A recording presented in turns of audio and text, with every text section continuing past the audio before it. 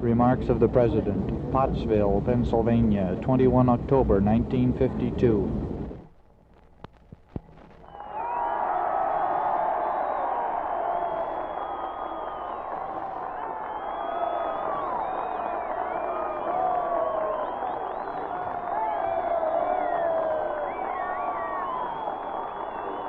Mr. Chairman,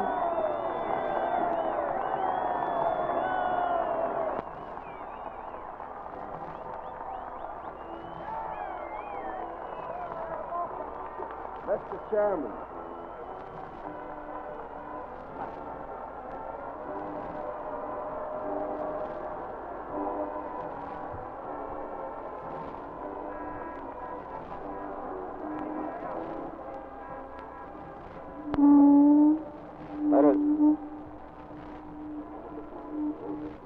Ladies and gentlemen, the President is attempting to get the attention of the audience with a demonstration. Here he is. He's speaking now. That you folks have given me tonight, I don't think I ever saw as large a congregation as was down at the station tonight. I hope you will support Adlai Stevenson and John Sprockman on November the 4th.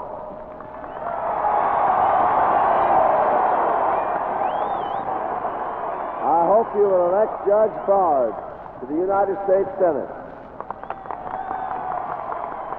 And I hope you'll elect Peter Creel, who is typical of our fine new crop of young Democrats, to the House of Representatives.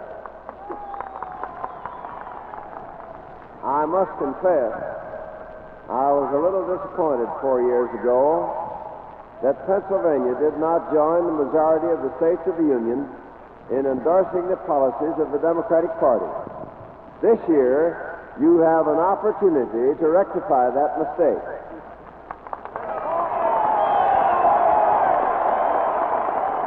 As a matter of fact, I'm sure the results in Pennsylvania in 1948 did not reflect the real feelings of the citizens of this state. I think the basic facts show, in an analysis of the voting, then as now, more Pennsylvanians believed in the great progressive programs of the New Deal and the Fair Deal and opposed them. But the other side got a higher proportion of its supporters to the polls. So I say to you, it's all important what you do between now and November the 4th. Let's get the message out among our friends and neighbors that they've got to turn out for Adlai Stevenson and the rest of the Democratic ticket on Election Day.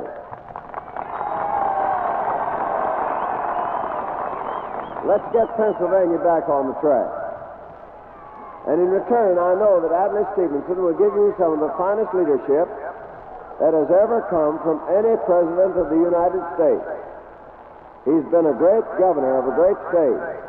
He is a clear, straight thinker. He's a man of deep conviction and loyalty to principle. He will bring a change in government, but it'll be a change that will build on all the constructive measures we have taken in the last 20 years. I've been concerned some time about the unemployment in the hard coal fields of Pennsylvania.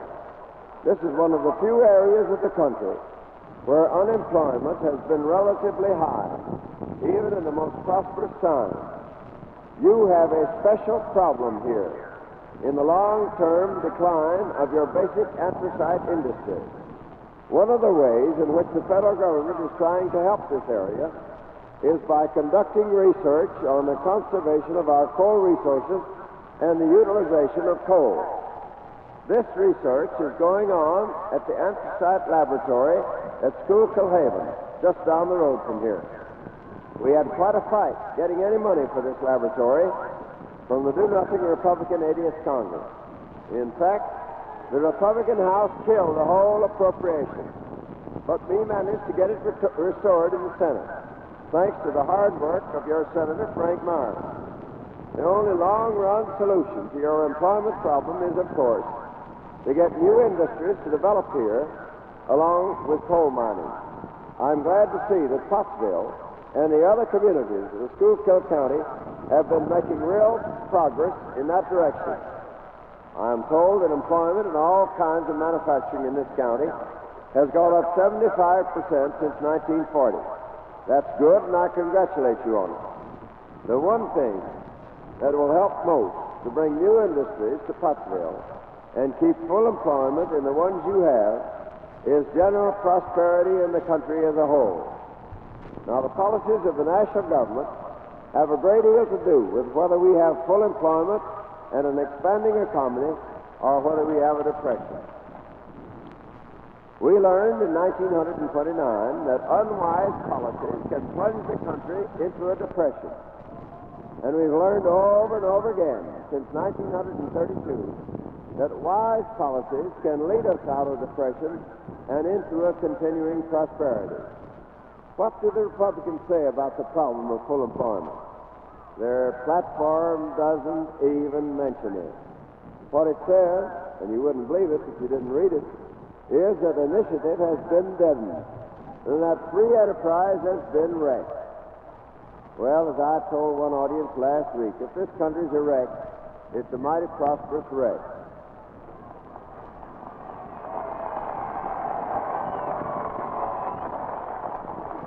For a long time, I had been wondering how any intelligent people could talk such nonsense. What could they possibly mean? Now I think I've found out the answer. It's all in a study just completed by a fellow Pennsylvanian of yours, Professor Simon Kuznets of the University of Pennsylvania, who has put together some of the most revealing statistics I have ever seen. Professor Kuznets found that in the 20 years between 1929 and 1948, the incomes of the bottom 99% of the population have more than doubled. The professor found that the richest 1% of the population didn't do nearly so well. Their incomes rose by only 8%. But here's the real point. In 1929, there were 513 individuals with incomes of over $1 million a year. In 1948, there were only 149 people who made more than $1 million. That's what the Republicans mean when they say a man can't get ahead in the world anymore.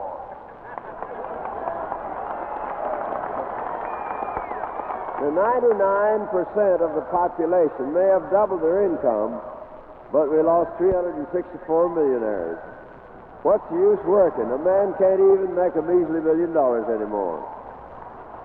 1929, the people in that richest 1% made 20 times as much as the average of the other 99%. Now they only make 10 times more.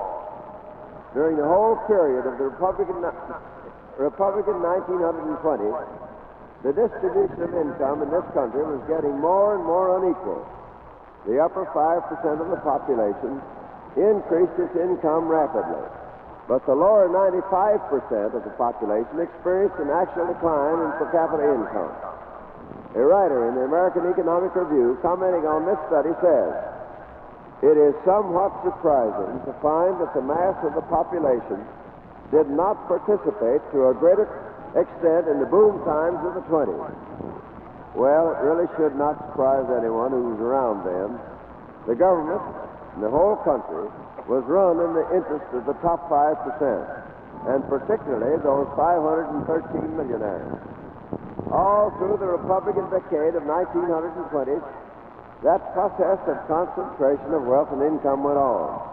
By 1929, inequality was as great as at any time in history. 1% of the people got nearly 14% of the country's income after taxes. Income was concentrated in so few hands that it couldn't possibly be spent. When the man who had all the money couldn't spend it, the producer had no market, the worker had no job, so we had a crash that shook the world. The Democratic Party under President Roosevelt had to take some mighty heroic steps to get income and wealth back in the hands of the people, so that there would be enough purchasing power to keep the production system going. But we succeeded. You can see the results. May be tough on the millionaires, but the income of the 99% of the population has gone up by 124%. If you elect the Republicans this year, that concentration process is going to start all over again. That's what they mean when they say they want to see free enterprise turn loose. We'll have more millionaires. We'll build up another crash. If you elect the Democrats, the Democratic Party will continue to worry about the 99%. The 1% will take care of themselves as usual. And we'll continue to have full employment and prosperity for the whole country. In the long run, the only thing that's good for the country is to have everybody working and working at decent wages. Then more things are produced. Farmers have a market, and people can keep on buying to keep production going. There's more to go around and more for everybody, except maybe those 513 millionaires who want more than any human being can possibly use. The Democratic Party doesn't propose to let the country plunge into a depression, to let 500 greedy people make $1 million. I want to change the subject slightly and refer to the loose and irresponsible charges the Republican candidate for president has been making. He says the Democratic administration is responsible for everything that's wrong in the world. He's been trying to make political capital out of anything he thinks anybody might be unhappy about, no matter how false or reckless his charges are.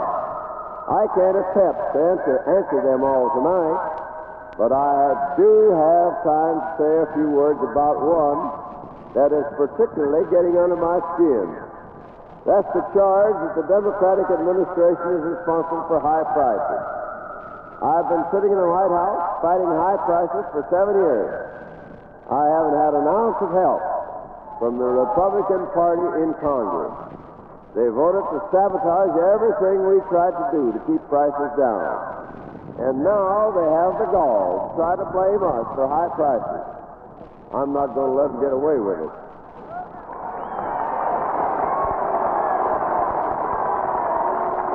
Let me tell you the facts. During World War II, people saved a lot of money because they couldn't buy such things as automobiles and refrigerators. And they were rationed on a lot of other things.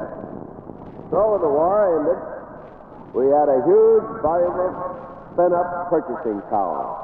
People had war bonds and savings accounts, and they were making good money. During the war, we had kept a lid on inflation by using price and wage control. After the war, civilian production had a long way to go before it could catch up with the demand. So it was imperative to continue price control. That's when I had my first big battle on price control with the Republicans in Congress, and I lost it. The price control law was due to expire on June 30th, 1946. The special interests descended on the Congress like a swarm of locusts. The Republicans in the Congress lined up solidly with the special interest lobbies, as they always do, and the Congress gave me a bill so bad that it would have made price control another part. I vetoed it and asked for a better law. But the Congress chose instead to let the price control law expire on June 30th, 1946. For nearly a month, we had no price control. Finally, we got a bill. But it was a very weak bill, and by that time, the damage had been done. But late in the year, everyone knew that this inadequate law was unworkable, so there was nothing to do but end price control. The majority of the Democratic Party in the Congress was with me in that entire price control fight. But some Democrats joined with an almost solid lineup of the Republicans to scuttle price control, and that did it. 6 months after the end of OPA saw the fastest inflation in the history of the country. The cost of living rose 15% in 6 months. And the Republicans, who drove the knife into the back of the consumer, now have the nerve to blame the Democratic administration for high prices. Now, if you can beat that, I'll pay for line. Then we went over and through the same story after Korea. In June 1950, as soon as the communist hordes marched over the 38th parallel, people rushed out to buy. Nobody could have prevented that. People had money. They knew we were in a crisis. They remembered the shortages of World War II, so they just spent their money. and prices went up. It was the third month after Korea before a price control law could be written. Then, if you remember, we had a lull in the Korean fighting. The North Koreans were whipped, and the war seemed about to end. People stopped buying, and the inflationary wave subsided. But then the Chinese communists swarmed into Korea. General MacArthur began his retreat from the Yellows, and people got scared again. We had a second wave of buying, and prices rose. That was the inflationary wave we stopped with the general freeze of prices in January 1951. Since then, I've had to go through two battles with the Republicans in Congress even to get price control extended. Each time the law was extended, it was riddled with Republican amendments. The worst of the amendments bears a prominent Republican name, that of Senator Capehart of Indiana. That terrible amendment is costing the consumers of this country about $1 billion a year in higher ceiling prices. Talk about responsibility for high prices. Republican senators voted 36-5 last year to prevent rollbacks in prices. This year they voted 22-14 to end all price and wage control. And only a Democratic vote of 43-1 saved the price control law. In the House of Representatives, that's Korea, the Republican members voted by a 4-1 majority to end all rent control.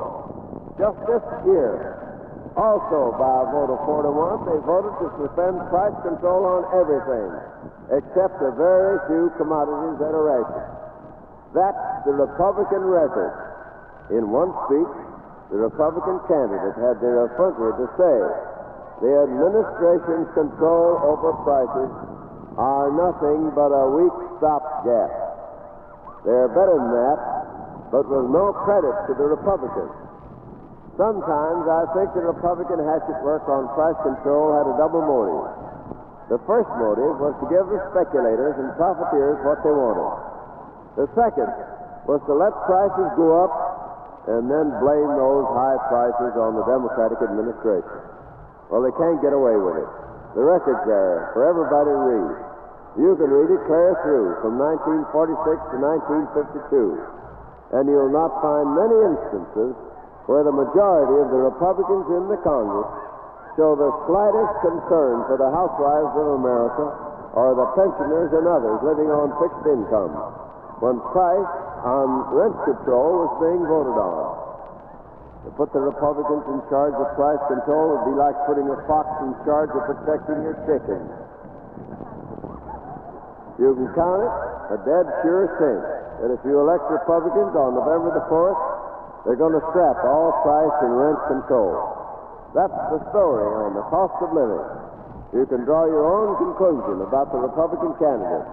Either he's completely uninformed on economics and on his party's record in Congress, or he's indulging in the sheerest hypocrisy. I don't know which it is. On this and a great many other issues, I can't tell whether this campaign line is due to lack of understanding or deliberate misrepresentation. But either one's bad enough. The Democratic candidate laid out in his speech in Baltimore last month a clear-cut program for inflation control, including the continuation of as long as inflation cannot be checked by any other means.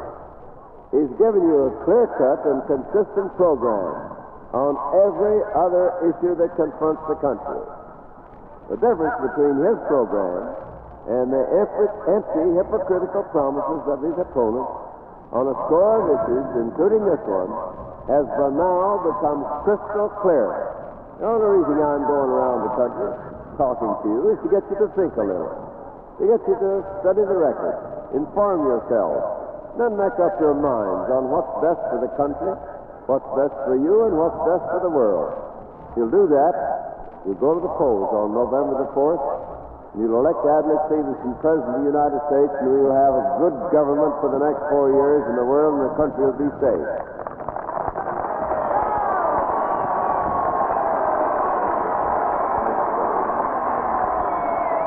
Ladies and